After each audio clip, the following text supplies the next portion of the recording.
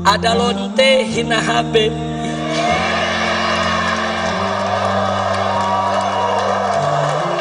Pusing ampe lonte ikut-ikutan ngomong.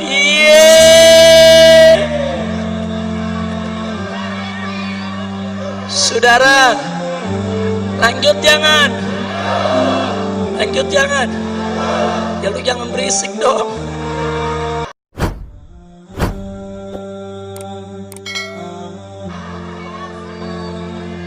Saya nggak marah, cuman ada umat yang marah, ngancam mengepung lonte. Polisi kalang kabut jagain lonte. Iya,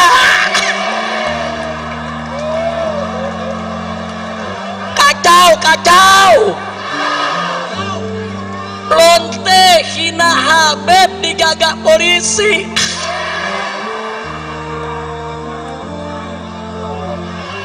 Kacau tidak? Musinya lonte yang hina Habib, hina ulama, tangkap, bukan dijagain. Polisi jawab, tapi ada ancaman Habib, makanya lu tangkap. Betul? Ditangkap enggak? Dijagain. Jangan-jangan minta jatah kali.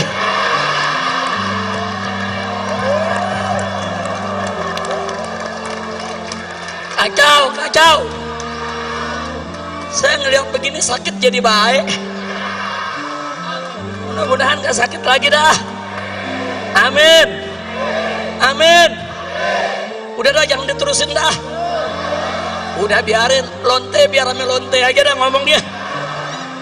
Kira-kira jelas gak? Lanjut. Saudara, Indonesia bikin undang-undang namanya Omnibus Law. Undang-undang apa? Omnibus Law. Niatnya sih bagus, katanya untuk mempermudah dan memperlancar dunia usaha, katanya.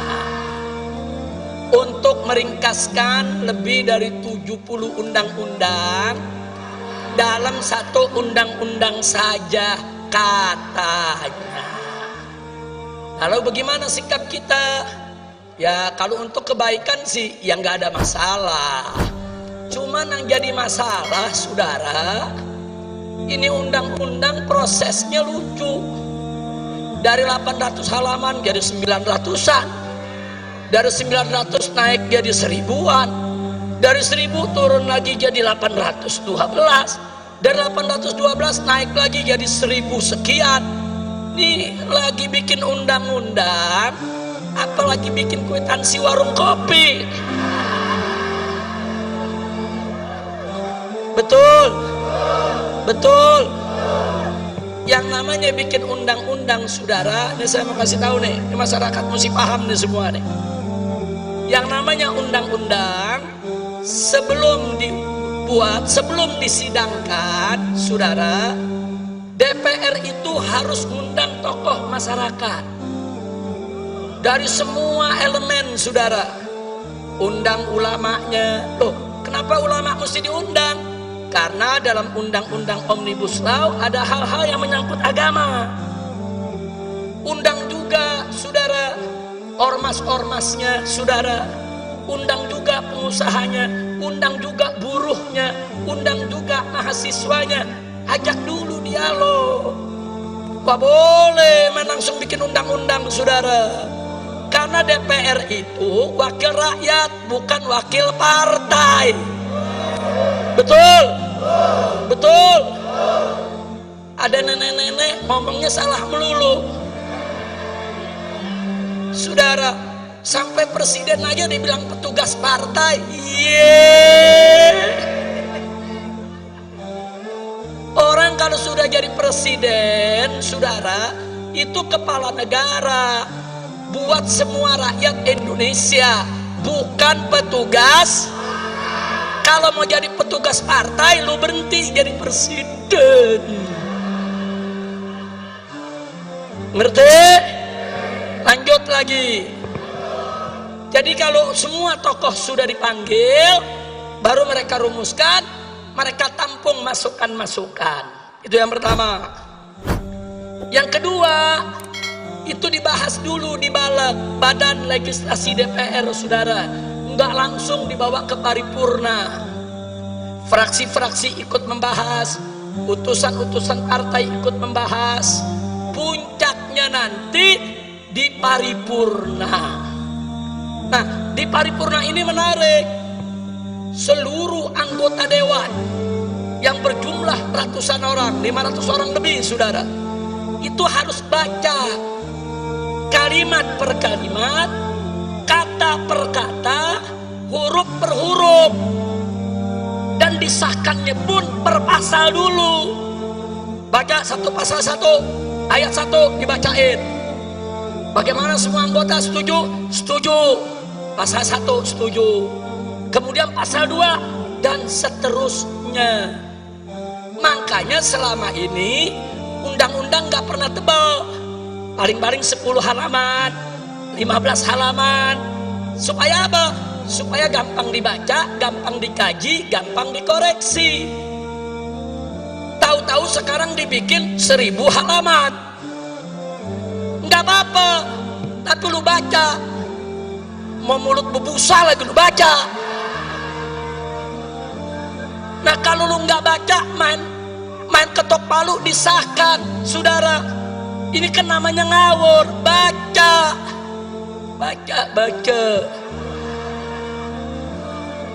Ada yang jawab, Habib, kalau dibaca 1000 halaman bisa berhari-hari baru selesai.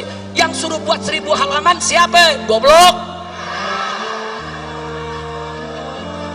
Betul? Lu mau bikin 1000 halaman boleh, tapi baca.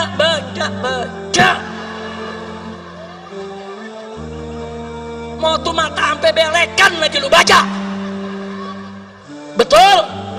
Lo kenapa? Ini undang-undang. Kalau sudah diketok palu, kita semua ini wajib untuk mematuhinya, saudara. Nggak boleh sembarangan. Ketua PDPR ditanya, bagaimana ibu? Apa ibu sudah baca semua? Jawabnya, ya sudah baca secara acak. Ketua DPR-nya aja, saudara, kelasnya seperti ini. Tidak mau baca tuntas, itu undang-undang. Kalau kau tidak baca tuntas, tidak boleh kau ketuk palu untuk besarkannya. Betul? Takbir. Sekarang saya mau tanya, bikin undang-undang gak pakai baca ketok palu, punya akhlak gak? Punya akhlak gak? Punya akhlak gak?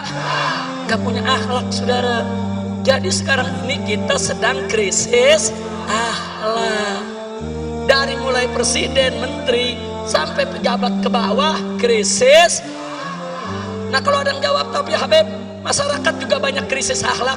Jelas, masyarakat banyak krisis akhlak manakala pemimpinnya tidak berakhlak. Kalau pemimpinnya berakhlak, ulamanya berakhlak, umarohnya berakhlak, masyarakat juga akan berakhlak. Sinfan minan nas, in soluha soluhan nas, wa in fasada fasadan nas. Ada 2 golongan manusia. Kalau keduanya baik, masyarakat semua baik, ya kawan. Kalau keduanya jelek, masyarakat semua rusak, ya kawan. Nah, jadi jangan salahkan rakyat dulu, jangan salahkan masyarakat dulu, saudara. Jangan lihat para pemimpinnya. Kalau mereka tidak berakhlak, kalau mereka tidak menjaga akhlak, wajar, pantas. Kalau yang di bawah akhirnya banyak lagi yang tidak memandang akhlak. Betul? Betul? Nah gitu saya mau tanya, kalau sudah krisis akhlak begini, berarti revolusi akhlak penting tidak? Perlu tidak? Setuju? Siap revolusi akhlak? Siap revolusi akhlak? Takbir! Takbir! Sallu ala Nabi. Nah, sebelum saya akhiri, saudara,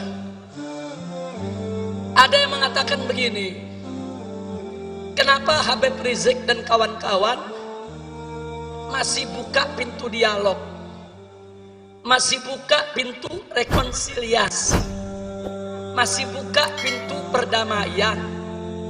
Kata mereka, Revolusi itu tidak kenal kata damai. Revolusi itu tidak kenal kata rekonsiliasi. Saya mau jawab, revolusi yang tidak kenal kata damai itu bukan revolusi akhlak namanya, saudara. Revolusi yang tidak kenal kata rekonsiliasi itu, saudara, namanya bukan revolusi akhlak. Revolusi yang tidak membuka pintu dialog itu juga namanya bukan revolusi akhlak. Nah, jadi saudara, kalau mereka mau bicara revolusi berdasarkan ajaran Nabi, ajaran Islam, Al-Quran dan As-Sunnah, nggak boleh. Jadi kita menutup pintu dialog, menutup pintu perdamaian, menutup pintu rekonsiliasi. Kira-kira jelas tidak? Ada lagi mereka bilang, kalau Habib Rizik buka pintu dialog, buka pintu rekonsiliasi, buka pintu perdamaian, berarti Habib Rizik sudah mulai lembek. Unyil, gue bukan kue apem lembek. Kira-kira jelas tidak? Bicaralah revolusi yang cerdas, dan bicaralah revolusi berdasarkan ajaran Islam. Nah baik saudara, jangankan revolusi, perang saja saudara, Nabi tidak pernah melupakan akhlak, saudara. Lihat perang-perangnya Nabi kita alaihi salatu wassalam. Nabi alaihi salatu wassalam mengajarkan para sahabatnya, manakala dua pasukan sudah bertemu di medan tempur antara pasukan Islam dengan pasukan kafir, maka panglima pasukan Islam wajib terlebih dahulu menawarkan Islam kepada para musuh, saudara. Kalau mereka terima, cukup, nggak boleh lanjut perang, saudara. Jadi Nabi di setiap medan tempur menawarkan dulu, kenapa kita mesti perang? Kenapa kita tidak sama-sama beriman kepada Allah? Kenapa kita tidak menjaga perdamaian? Kenapa kita tidak stop pertumpahan darah? Ini ajaran Nabi, saudara.